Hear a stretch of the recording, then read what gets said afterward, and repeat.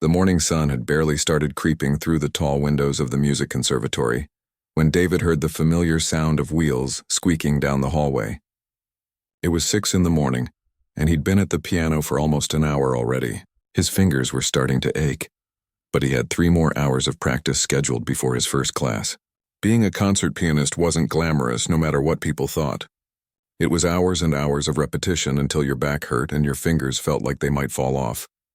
The squeaking stopped right outside his practice room door. David knew exactly who it was. Rosa, the cleaning lady who'd been working at the conservatory for longer than most of the students had been alive. She came every Tuesday and Thursday morning without fail, always starting her rounds at the same time. And every single time, she would pause outside his door for just a moment. At first, David thought maybe she was catching her breath or checking her watch. But then he noticed something else. She was listening. David had caught her reflection in the window a few times. She'd stand there with her cleaning cart completely still, her head tilted slightly toward the door. Sometimes her eyes would close. Sometimes she'd smile. And then after about 30 seconds, she'd move on to the next room, and he'd hear that squeaky wheel getting fainter as she worked her way down the hall. It was kind of sweet, actually. In a building full of stressed-out music students and professors who took everything way too seriously, Rosa seemed to genuinely enjoy the music. She didn't care about technique or perfect tempo. She just liked listening. David found himself looking forward to those Tuesday and Thursday mornings, knowing that someone was actually appreciating what he was doing, even if it was just for half a minute through a closed door. But this particular morning, David was feeling playful. Maybe it was because he'd been practicing the same Chopin piece for 3 weeks straight and was going slightly crazy. Maybe it was because his big Carnegie Hall audition was only 2 months away and the pressure was getting to him. Or maybe he just needed to do anything that wasn't so serious for once. He waited until he heard Rosa's cart stop outside his door. Through the small window, he could see her setting down her spray bottle and reaching for her dust cloth. This was the moment she always paused to listen. David kept playing the Chopin, his fingers moving through the familiar patterns. Then, right in the middle of a phrase, he made the switch. Baby Shark. But he didn't just play Baby Shark. He played it like it was the most important piece of classical music ever written. His hands flew across the keys with dramatic flourishes. He added complex chord progressions. He threw in some intense bass notes that made the whole thing sound epic and ridiculous at the same time. Do-do-do-do-do-do became a concert hall masterpiece. Through the window, David watched Rosa freeze. Her dust cloth hung in midair. Her head turned toward the door, eyebrows scrunched together in confusion. He could practically see her brain trying to process what she was hearing. Was this some weird modern classical piece she'd never heard of? Why did it sound so familiar? And why was he playing it like his life depended on it? Then her face changed. Her eyes went wide. Her mouth opened slightly. And then she started shaking. Not from fear or anything bad. She was trying so hard not to laugh that her whole body was trembling. She pressed her hand against her mouth, but it was no use. David could see her shoulders bouncing up and down. She bent over her cleaning cart, completely losing it, trying to stay quiet so she wouldn't disturb the other practice rooms. David kept going, making it even more dramatic. He added trills and runs, treating each do-do-do-do-do-do like it was a movement from a Beethoven symphony. Rosa was now wiping tears from her eyes, still trying to muffle her laughter. Finally, she had to walk away from his door, pushing her squeaky cart down the hall, her whole body still shaking with laughter. David finished the song with a big, dramatic ending and sat there grinning like an idiot. That was the most fun he'd had at the piano in months. When you spent hours every day practicing classical pieces that were hundreds of years old, trying to get every single note perfect, you forgot that music could also just be fun, silly, playful. The rest of his practice session felt different after that, lighter somehow. He went back to his Chopin, but now he wasn't just thinking about technique and perfection. He was thinking about Rosa's face, about how something as simple as a stupid kid's song played dramatically could make someone's whole morning better. The following Tuesday, David showed up extra early. He wanted to be at the piano before Rosa started her rounds. He'd been thinking about this all weekend. What other songs could he transform? What else could he play that would catch her off guard? He heard the squeaky wheel coming down the hall. Right on schedule. David was playing a Mozart sonata, fingers moving precisely through the complicated passages. He saw Rosa's reflection appear in the window. She stopped, smiled, and closed her eyes, settling in for her usual 30-second listening break. Then David switched gears. The McDonald's jingle. I'm loving it. But played in a minor key, slow and haunting, like it was the saddest thing ever written. Then he picked up the tempo, adding jazz elements, making it swing. Then he went full dramatic, like it was the final battle scene in a movie. Rosa's eyes popped open. She looked at the door, then down the hallway, then back at the door.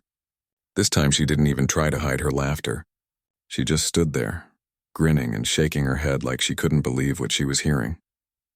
When he finished, she actually clapped quietly, looking at the door like she wanted to say something but knew she shouldn't interrupt. Over the next few weeks, it became their thing. David would wait for Rosa's cart to squeak up to his door, play something normal for a few seconds, then launch into whatever ridiculous song he'd prepared. The Thomas the Tank Engine theme played like a dramatic chase scene. The Sesame Street song transformed into something that sounded like it belonged in a cathedral. The SpongeBob SquarePants theme reimagined as a concert hall showpiece, and Rosa ate it up every single time. She started showing up a couple minutes early, and David noticed she was lingering outside his door a bit longer. Sometimes she'd lean against the wall, just listening and smiling. Once he played the Darth Vader theme from Star Wars, and she actually did a little march with her mop. But something else was happening too. David's regular practice was getting better.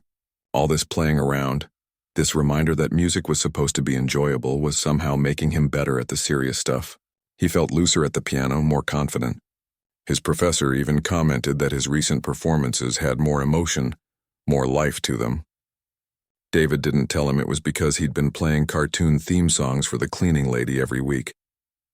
One Thursday morning, David's roommate, another pianist named Tyler, was walking past his practice room and heard the tail end of the Super Mario Bros. Theme played like a Rachmaninoff concerto.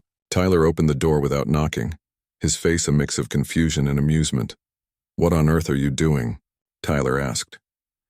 David explained about Rosa, about the pranks, about how it had become this weekly tradition.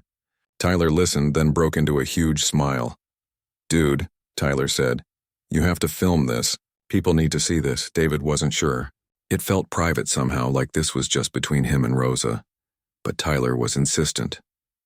"Trust me," he said. "This is gold. And honestly, the world could use more stuff like this. Everything's so heavy all the time. This is just pure, wholesome fun." David thought about it for the rest of that practice session. Would Rosa mind? Would it ruin the spontaneity of it? But Tyler had a point. Maybe other people would get the same joy from it that Rosa did. Maybe it would remind other musicians that it was okay to be playful sometimes. The next Tuesday, David set up his phone on the music stand, camera pointing toward the door where he could capture Rosa's reactions through the window. His heart was beating faster than usual. This felt different now that he was recording it. More official somehow. What if Rosa didn't react the same way? What if knowing there was a camera changed everything? He heard the squeaky wheel approaching and took a deep breath. Here goes nothing, he thought, and started playing. David started with something safe, a Bach prelude that Rosa had heard him practice dozens of times before. Through the corner of his eye, he could see his phone propped up on the music stand, the red recording light blinking. His palms were sweating more than usual. This suddenly felt like a terrible idea. What was he thinking? Recording someone without them knowing felt wrong, even if the intention was innocent. But then he remembered Tyler's words. This was about sharing joy, not exploiting anyone. And if Rosa seemed uncomfortable with it later, he just wouldn't post it. Simple as that. He heard her cart stop outside the door. Through the small window, he saw her arrange her cleaning supplies the way she always did. She looked tired today, he noticed. There were dark circles under her eyes, and her shoulders seemed heavier than usual. Rosa picked up her dust cloth and paused, waiting for the music to wash over her like it did every week. David took a breath and made the switch. The Pink Panther theme played with the intensity of a Beethoven symphony. Dramatic pauses, thundering bass notes, delicate high trills that sounded like the piano might actually be sneaking around. Rosa's transformation was instant. Her tired face suddenly lit up. Her eyes went wide, and her mouth curved into this huge, genuine smile. She looked down at her feet, shaking her head like she couldn't believe this was happening again. Then she started swaying slightly, moving her dust cloth in time with the music. David added some extra dramatic flair, really hamming it up, and Rosa actually giggled. Not a quiet, polite laugh. A real, full-body giggle that made her have to lean against her cart for support. When David finished with a flourish, Rosa looked at the door like she wanted to knock and say something. Instead, she just pressed her hand to her heart, mouthed what looked like thank you, and moved on to the next room, still smiling. David stopped the recording and immediately watched it back. Even on his small phone screen, Rosa's reaction was pure gold. The way her whole face changed when she recognized the song. The genuine joy in her expression. There was something beautiful about it. Something real in a world that felt increasingly fake. He sent the video to Tyler, who responded within minutes with about 15 fire emojis and the message, "Post this now." But David hesitated. He put his phone away and went back to practicing his actual repertoire. The Chopin piece he'd been working on for weeks. The one that would help determine if he got that Carnegie Hall spot. His fingers moved through the notes automatically now, muscle memory taking over while his mind wandered. He thought about Rosa's face. About how something so simple had brought her so much happiness. In the 3 years he'd been at this conservatory, he'd never really talked to the cleaning staff. They were just background noise. People who emptied trash cans and mopped floors while students obsessed over scales and arpeggios. But Rosa had been listening to him play for months, maybe years. She'd been there for his good days and his terrible days, for his breakthroughs and his frustrations. And she'd never asked for anything in return. She just listened and smiled and moved on to the next room. That evening, David made a decision. He pulled up the video, watched it one more time, and then edited it slightly. He added a split screen showing both him playing and Rosa's reactions through the window. He kept it simple. No fancy effects or text overlays. Just the music and the moment. Before he could overthink it, he uploaded it to his barely used social media account with a simple caption, "Making someone's morning a little brighter. The cleaning lady at my conservatory loves music, so I've been surprising her with these little concerts." Then he put his phone away and tried not to think about it. He had practice tomorrow morning. Rosa would be there, and he'd have something new prepared for her. Maybe the Jaws theme, or the Friends theme song played like a funeral march. He fell asleep thinking about possibilities. When David woke up the next morning, his phone was buzzing nonstop. Not the occasional notification. Constant buzzing. He grabbed it, still half asleep, and nearly dropped it when he saw the screen. The video had 10,000 views. 10,000 people had watched his silly piano prank in less than 12 hours. The comments were pouring in. "This is the wholesome content we need. Her smile is everything. More proof that music is a universal language. I'm crying at my desk right now. This is so pure." David sat up in bed, fully awake now. 10,000 views. He'd never had more than 100 views on anything he'd posted before.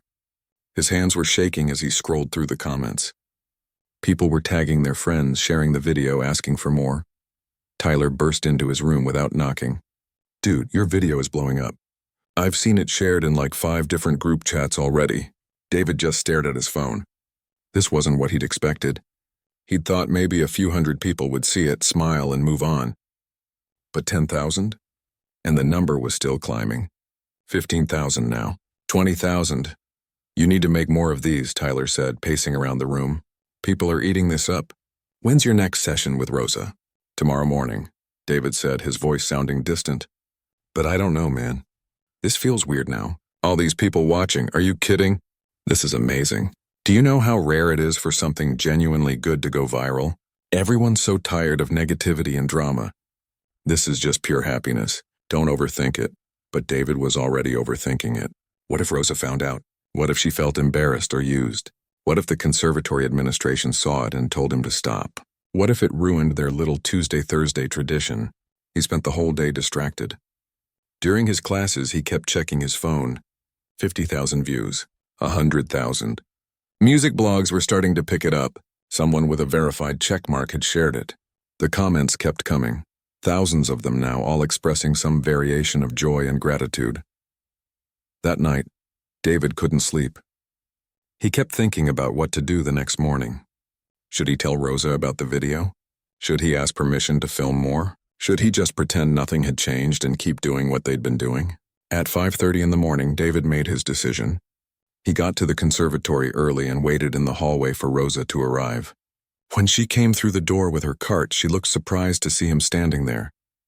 "Good morning," David said, his voice nervous. "Can I talk to you for a minute?" Rosa looked worried, like she thought she might be in trouble.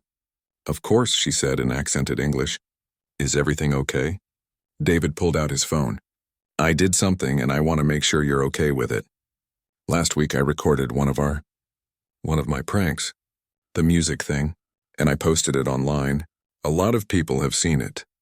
I should have asked you first, and I'm really sorry I didn't. If you want me to take it down, I will. Right now." He showed her the video. Rosa watched it, her hand slowly moving to cover her mouth. When it finished, she looked up at David with tears in her eyes. "That's me," she whispered. "Yeah," David said. "That's you. And people really love it. They think it's beautiful. But if you're uncomfortable with it..." "How many people?" Rosa asked. David checked his phone. "About 200,000 now." Rosa's eyes went wide. 200,000 people watched this." "Watched me?" David nodded, feeling guilty. "I'm so sorry. I should have asked." "I can delete it right now if..." "No," Rosa said firmly. Then she smiled, wiping her eyes. "No, don't delete it. I've worked here for 15 years. Cleaning rooms, emptying trash, mopping floors. Most days people don't even see me. They walk right past like I'm invisible. But 200,000 people saw me smile, saw me happy." She looked at the phone again, scrolling through some of the comments. David watched her face carefully, trying to gauge her reaction. She read in silence for a minute, then two. Then she started laughing, tears still streaming down her face. "Listen to this one," she said, her voice thick with emotion. "My mom is a cleaning lady and never gets appreciated. This video made me call her and tell her I love her." David, this video made someone call their mother. They stood there in the hallway, looking at comments together as the sun started coming through the windows. People sharing stories about their own family members who worked cleaning jobs. People saying the video reminded them to notice and appreciate the invisible workers in their own lives. People just saying thank you for sharing something genuine and kind. "So," David said carefully, "would it be okay if I kept doing this? Maybe film a few more? Only if you want to." Rosa wiped her eyes and straightened her shoulders. "Okay," she said. "But next time play the Star Wars song, the one with the walking." She stomped her feet in rhythm, humming the Imperial March. David burst out laughing. "Deal." Over the next few weeks, their Tuesday and Thursday morning sessions became something bigger than either of them had imagined. David would set up his phone, and Rosa would pretend not to notice the camera, reacting naturally to whatever musical surprise he'd prepared. The Addams Family theme played like a horror movie soundtrack. The Mamma Mia songs reimagined as opera. The Flintstones theme as a jazz standard. Each video got more views than the last. Soon, other cleaning staff members started appearing in the hallway during David's practice time. Carlos, who cleaned the third floor. Helen, who'd been with the conservatory for 20 years. Young Miguel, who was working his way through community college. They'd all gather outside David's door, listening and laughing and sometimes dancing with their mops and brooms. David started filming wider shots to capture all of them. The videos became these beautiful moments of pure joy, showing a side of the conservatory that students and professors rarely noticed. The hardworking people who kept the building clean and functioning, taking a few minutes out of their difficult days to enjoy some music and laughter. The view counts climbed into the millions. David was in the middle of eating a sandwich in the student lounge when his phone started ringing. Unknown number. He usually didn't answer those, but something made him pick up this time. "Is this David Chen?" a woman's voice asked. "Yeah, that's me." "Hi, David, this is Patricia Hampton. I'm the director of the conservatory. Could you come to my office?" "Like right now?" David's stomach dropped. The sandwich suddenly tasted like cardboard. Yes, of course. I'll be right there." He threw the rest of his lunch in the trash and practically ran to the administrative building. This was it.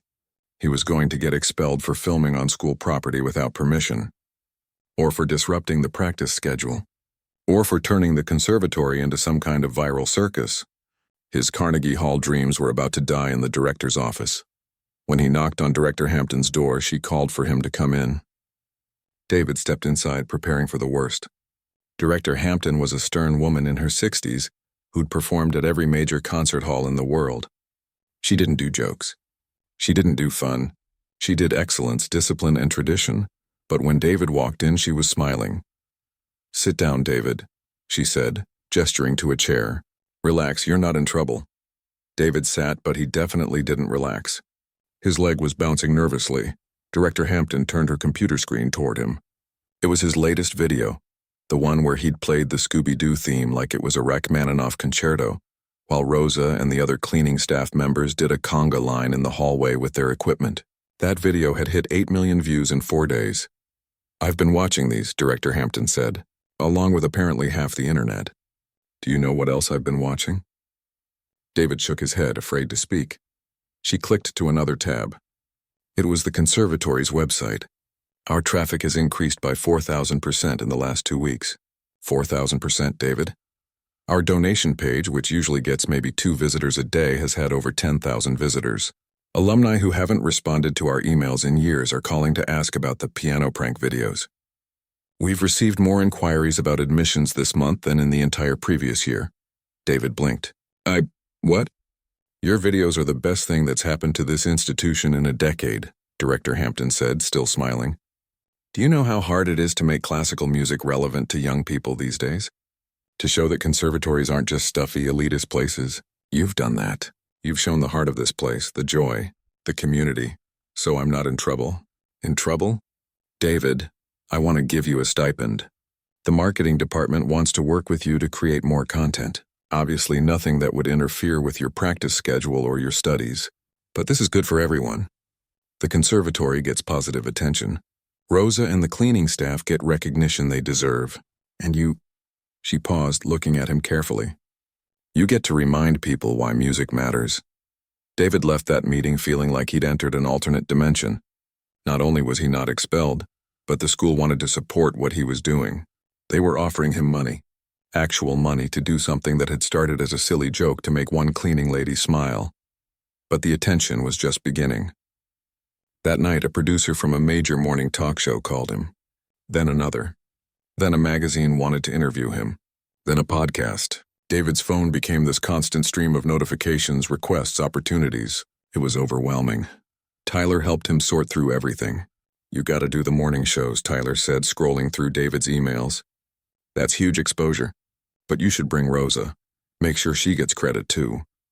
"Of course I'd bring Rosa," David said. "This isn't just about me." The first big interview was scheduled for the following week. A live morning show that millions of people watched. David had performed in front of large audiences before, but this felt different. More exposed somehow. He'd be talking, not just playing. And the whole world would be watching. The night before the interview, David couldn't sleep. He kept rehearsing what he might say, how he'd describe the videos, why he'd started doing them. Everything sounded fake when he practiced it. Too rehearsed, too polished.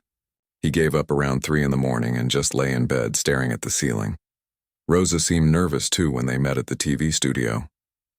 She was wearing her best dress, her hands fidgeting with her purse. "I've never been on television," she said quietly. "What if I say something stupid?"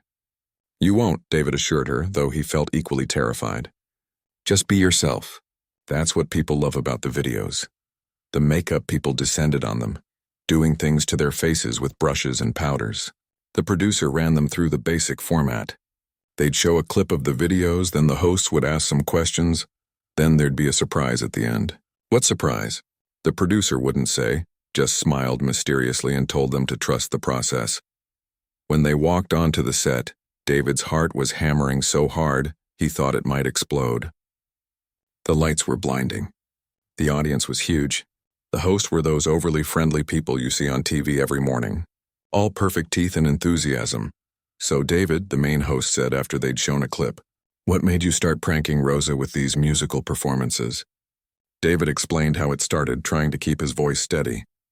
He talked about seeing Rosa pause outside his door every week, about wanting to bring some joy into her day, about how it had become this unexpected tradition. And Rosa, the other host turned to her, "What goes through your mind when you hear David suddenly switch from classical music to, say, the SpongeBob SquarePants theme?" Rosa smiled, and David could see her relaxing slightly. "At first, I think maybe I'm going crazy," she said, and the audience laughed. Like, did I really hear that? But then I see his face through the window and he's trying not to laugh, and I know he's doing it just to make me smile. After cleaning toilets since 5 in the morning, a smile is nice. The audience applauded. The hosts asked a few more questions about the videos, about the conservatory, about David's upcoming Carnegie Hall audition. It was going well. David started to relax, then the host said, "Now, Rosa, we heard something interesting about you. Something about your past." Rosa looked confused. David felt a spike of anxiety. What was happening? "We heard that you used to play piano," the host continued. "Is that true?" Rosa's face changed. She looked down at her hands, and David saw tears forming in her eyes. "Yes," she said softly.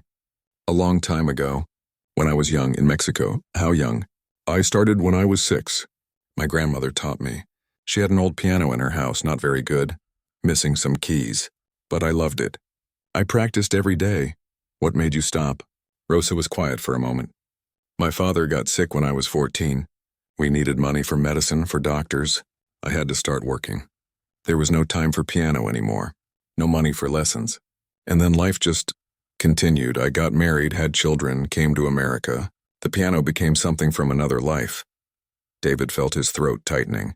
He'd known Rosa for years and never knew any of this.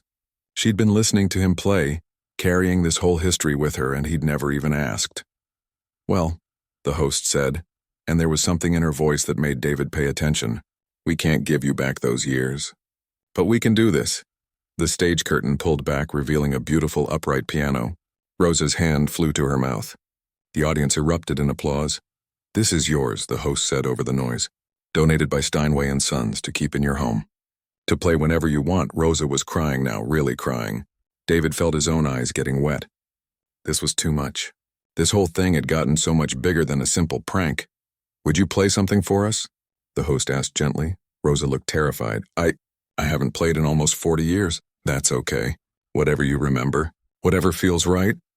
Rosa stood up slowly, like she was in a dream. She walked to the piano, sat down, and stared at the keys. Her hands hovered over them, shaking. The studio was completely silent. David held his breath. Then Rosa's fingers touched the keys. She played a single note, then another, then a simple melody that David didn't recognize, something slow and beautiful and sad. Her fingers were stiff at first, uncertain, but as she played, something shifted. Muscle memory kicked in. The music flowed more smoothly. She closed her eyes, and David saw 40 years fall away from her face. She played for maybe 2 minutes. It wasn't perfect. There were mistakes, hesitations, notes that didn't quite land right. But it was beautiful in a way that perfection could never be. It was someone reconnecting with a lost part of themselves. It was a dream deferred, suddenly remembered.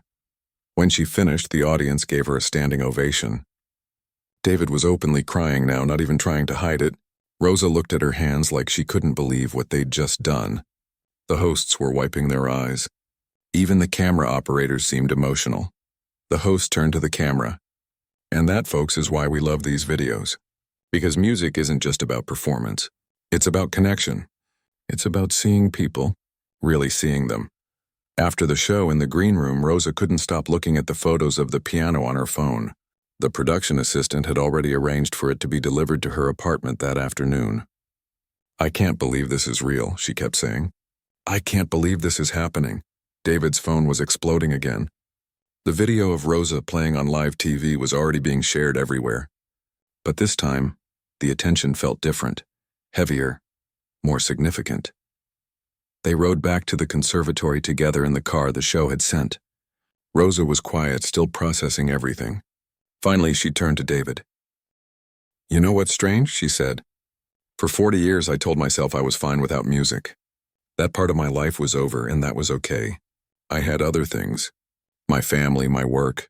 But watching you play every week, hearing those songs, I think a part of me was grieving. Missing something I didn't even let myself remember I missed." David didn't know what to say to that. The weight of it was almost too much. "Thank you," Rosa said simply, "for seeing me, for reminding me that I used to be someone who played piano, that I could be that person again." When they got back, there was already a crowd of students and staff waiting. News of the morning show had spread. Everyone wanted to congratulate them, to talk about the piano, to share in the moment. It felt surreal. Just 3 weeks ago, David had been an anonymous practice room pianist. Now he was at the center of something he didn't fully understand. The video of Rosa playing piano on live television did something that even the original prank videos hadn't done. It hit a nerve that went deeper than just entertainment or feel-good moments. Within 24 hours, it had 50 million views. 50 million people had watched a cleaning lady sit down at a piano after 4 decades and reconnect with a lost dream. David's inbox became impossible to manage. Interview requests from every major news outlet. Record labels wanting to talk. Publishers asking about book deals. A streaming service wanted to make a documentary. It was completely insane. He was still a student, still had practice schedules and classes and that Carnegie Hall audition hanging over his head. How had his life become this chaos? But the most surprising messages weren't from media or corporations. They were from regular people. Hundreds, then thousands of them. Stories pouring in about dreams they'd abandoned, talents they'd hidden, parts of themselves they'd buried under the weight of adult responsibilities. A woman in Ohio wrote about how she'd been a dancer until she injured her knee at 19. She'd just enrolled in an adult ballet class after watching Rosa play. A man in Texas had given up painting to take over his father's plumbing business. He'd bought art supplies that weekend. A teacher in Florida had stopped singing after someone told her she had an ugly voice in middle school. She'd joined a community choir. David read these messages late at night when he couldn't sleep, which was most nights now. Each story felt like a small weight on his chest. These people were looking for something in what had happened, some kind of permission or inspiration to reclaim parts of themselves. It was beautiful and terrifying at the same time. The conservatory had become a tourist attraction. People would show up hoping to catch a glimpse of David or Rosa, wanting to see the famous hallway where the videos were filmed. Security had to be increased. Practice schedules were disrupted. Some students complained about the distraction. David started feeling guilty, like he'd somehow ruined the sanctity of the place. His professor, Dr. Vincent, called him in for a meeting.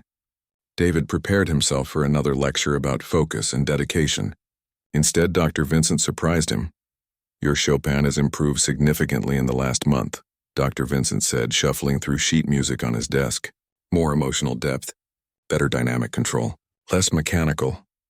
"Thank you," David said, confused about where this was going. "Do you know why?" Dr. Vincent asked. David shrugged. "I've been practicing." "You've always practiced." "But something changed. You stopped performing and started feeling. The videos did that. Reminding you that music isn't about perfection, it's about connection." Dr. Vincent leaned back in his chair.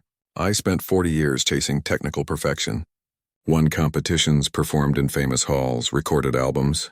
But you know what I remember most? A small concert I did at a children's hospital. Watched kids who were suffering just light up when I played. That was the day I understood what music was actually for." He looked at David seriously. "Don't lose that. Whatever comes from this viral fame, don't lose the reason you started doing it." But keeping that perspective was getting harder. The attention kept escalating. A major foundation for music education reached out to Rosa, offering her a full scholarship for private piano lessons. A piano manufacturer wanted to donate a grand piano to her apartment, though she'd have to move to a bigger place to fit it. Corporate sponsors wanted to attach their brands to the story. David and Rosa met at a coffee shop to talk about everything that was happening. Rosa looked overwhelmed, older somehow than she had just weeks ago. "I got fired," she said quietly. David's coffee cup froze halfway to his mouth. "What?" "Well, not fired exactly. They said I should take a leave of absence. All the attention, the visitors, it's disrupting the work. The other cleaning staff have to cover my shifts. It's not fair to them." She stirred her coffee absently. "They were very nice about it. Said I could come back when things calmed down. But David, I need that job. The foundation is offering piano lessons. People want to give me pianos, but none of that pays my rent." David felt sick. This was his fault. His stupid videos had cost Rosa her job. "I'll talk to Director Hampton. She can fix this." She said the videos were good for the school. "It's okay," Rosa said, but her eyes said it wasn't. "Maybe it's a sign. Maybe I'm supposed to do something different now. I just don't know what." They sat in silence for a moment. The coffee shop was busy, people rushing in and out with their important lives and appointments. No one noticed the 2 people at the corner table whose world had been turned upside down by internet fame. "The foundation called me again," Rosa finally said. "They want to do more than just lessons. They want me to be part of some program about adult learners returning to music." Speaking at events, telling my story. They'd pay me. Not a lot, but maybe enough. What did you say? I said I'd think about it. But David, I'm not a speaker. I'm not an inspiration. I'm just a lady who used to play piano a long time ago. All these people acting like I'm something special because I played a simple song on TV. It feels false. David understood that feeling. People kept calling him generous, kind, thoughtful. But he'd started the pranks because he was bored with his practice routine.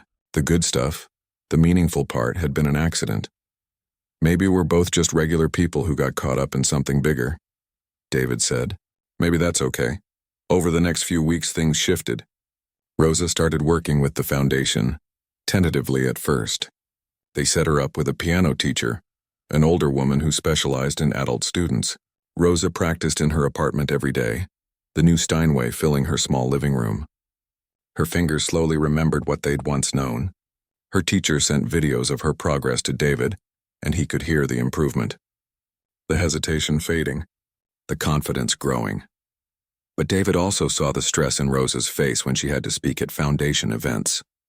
The way she'd freeze up when people asked her to share her story. She wasn't comfortable being a symbol, a representation of deferred dreams and second chances. She just wanted to play piano quietly in her apartment and maybe not have to clean toilets anymore.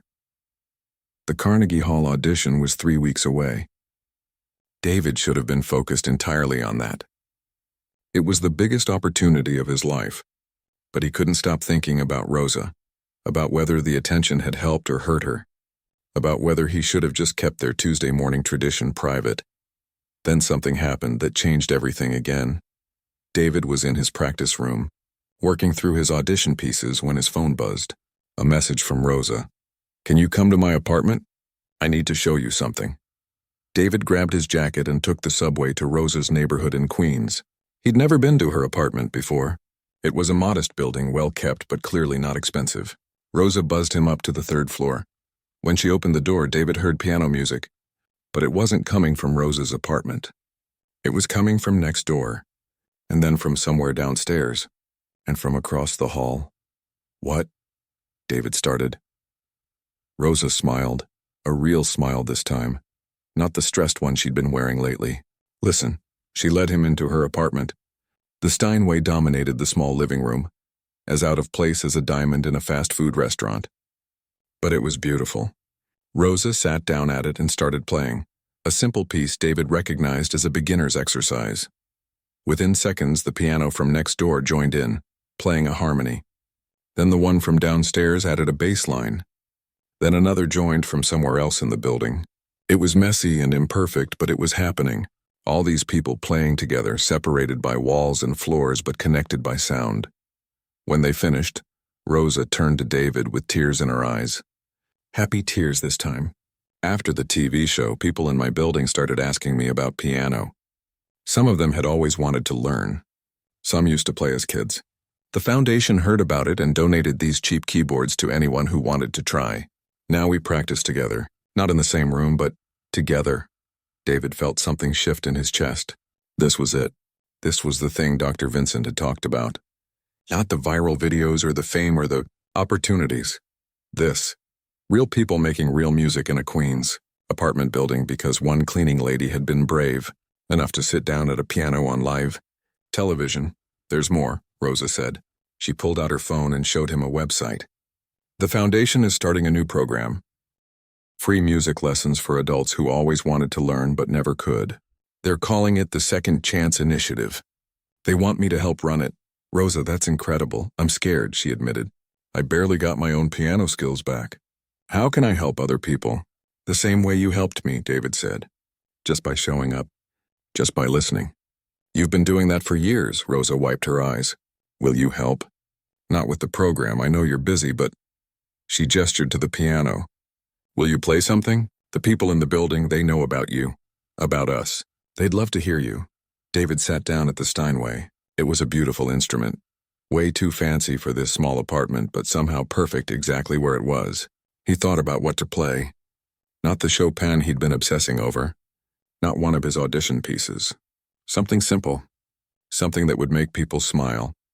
He started playing the Beatles' Let It Be, but arranged it classically the way he'd been doing with the prank songs. Within a few bars, the other pianos and keyboards in the building joined in. Some people knew the melody, some were just playing random notes, some were definitely hitting wrong keys, but they were all playing together, all part of this weird, beautiful moment. When they finished, David could hear applause through the walls. Rosa was crying again, happy tears streaming down her face. "You see," she said, "this is what music is supposed to do. Not make one person famous, make everyone feel less alone."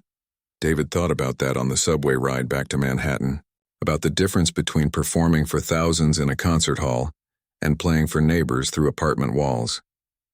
Both were valid. Both were music. But one felt more real somehow. More human.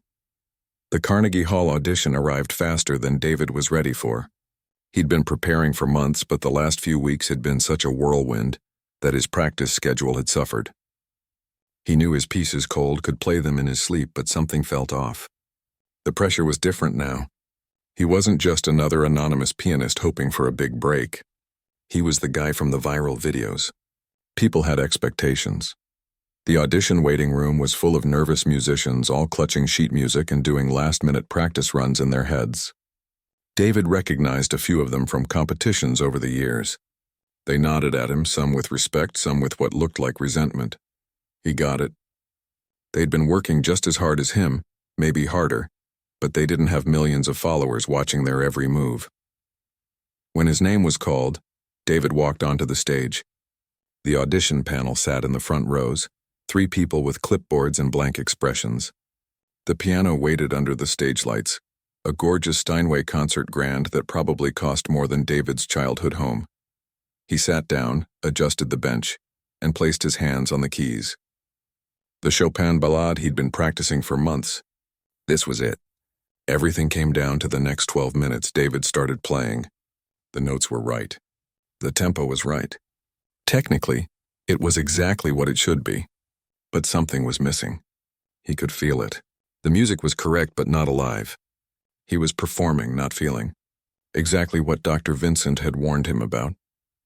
Halfway through, David made a decision that was either brilliant or completely insane.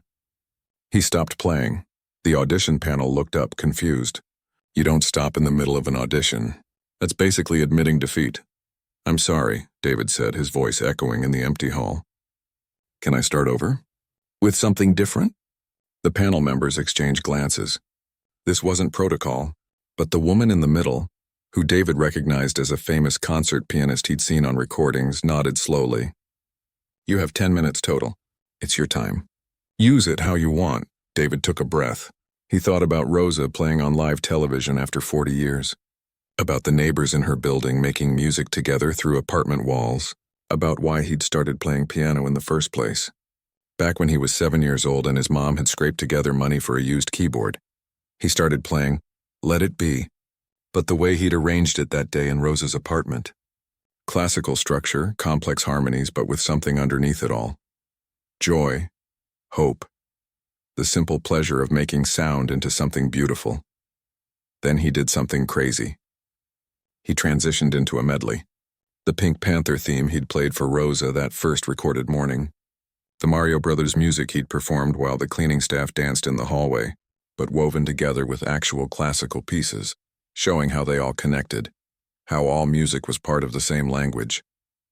He could see the panel members' faces changing. The stern woman in the middle was almost smiling. One of the men was nodding along to the rhythm. David wasn't sure if this was working or if he'd just destroyed his career. But he didn't care. For the first time in months, he was playing the way music was meant to be played, with joy. He ended on the simple melody from Rosa's grandmother's piano, the one she'd played that first time on television, the one that had reminded her who she used to be. The silence after he finished felt enormous. David sat there, hands still on the keys, waiting for judgment. The panel was writing notes, whispering to each other. This was either the best or worst decision of his life, and he wouldn't know which for several long seconds. Finally, the woman in the middle spoke. "That was highly irregular." "I know," David said. "I'm sorry. Don't apologize. Irregular doesn't mean bad." She smiled properly now. "We see hundreds of technically perfect performances every year. Robots could play Chopin the way you were playing it when you started. But that second piece? That was music." That was something only you could play. David felt something release in his chest. So, you'll hear from us in 2 weeks. But between you and me, she winked. Practice your acceptance speech. David left Carnegie Hall in a daze. He'd either just secured his future or torpedoed it. But he felt lighter than he had in months. He pulled out his phone and called Rosa. How did it go? She answered immediately. I played our song, David said. The one from your grandmother. What? David, that wasn't even a real piece. That was just something I remembered. I know. And it might have ruined everything. Or it might have been exactly right. I'll find out in 2 weeks. Rosa was quiet for a moment. You know what? Even if they say no, you did the right thing. You played with your heart. That's all music ever asked for. The 2 weeks felt like 2 years. David tried to focus on his regular studies, on maintaining some normalcy, but it was impossible. The videos were still going viral, new ones getting millions of views. The media attention hadn't died down. If anything, it had intensified. People were invested in the story now, wanting to know what happened next. Finally, the email came. David was in the practice room when his phone buzzed. He stared at it for a long moment, too scared to open it. Tyler happened to walk by and saw him frozen there. Is that it? Tyler asked. David nodded, unable to speak. Want me to read it? David handed him the phone. He couldn't do it himself. Tyler opened the email, read silently, and then his face broke into an enormous grin. Dude, you're in. You're performing at Carnegie Hall. David grabbed the phone back, needing to see it himself. There it was, in official letterhead, an invitation to perform, not just in a student showcase or a small recital, a full concert. Prime slot. They'd even suggested he might want to include some of his innovative arrangements in the program. He called Rosa immediately. She screamed so loud he had to hold the phone away from his ear. David, you did it! You actually did it. We did it, David corrected. None of this happens without you. So what now? Rosa asked. David thought about it. The traditional path would be to perform a standard program, prove he could handle the classics, play it safe. But when had anything about this journey been traditional? I have an idea, David said slowly. But I need to ask you something big. 2 months later, Carnegie Hall was sold out. People had come from all over the country, some from other countries. The viral videos had built an audience that went way beyond typical classical music fans. The crowd was diverse in age, background, race. Some were dressed in fancy concert attire. Others wore jeans and t-shirts. All of them were buzzing with anticipation. Backstage, David was more nervous than he'd ever been. This was the biggest performance of his life. But he wasn't alone. Rosa stood beside him wearing an elegant dress, her hands shaking slightly. I can't believe I'm doing this, Rosa said for the 100th time.